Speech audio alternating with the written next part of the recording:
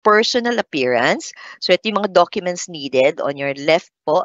Okay, sa left ng screen po ninyo, nandyan yung mga documents needed. And then we have the retirement, death pensioner, total disability, and even yung sa dependent child or guardian po. So ito yung mga kailangan po. Ayan.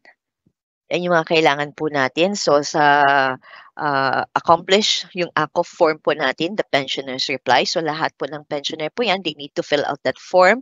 Then 1 primary or 2 secondary ID of the pensioner. So retirement and the total disability po, ang kailangan mag-present po niyan.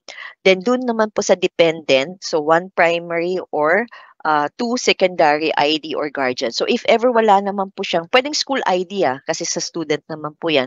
So if ever wala pong ID, okay, walang ID dun sa estudyante, yung ID ng dependent po natin, so pwede pong ipakita yung birth certificate po niya. Okay? Then sa medical document naman po natin for disability benefits, so yun po ang kailangan na i-present po natin.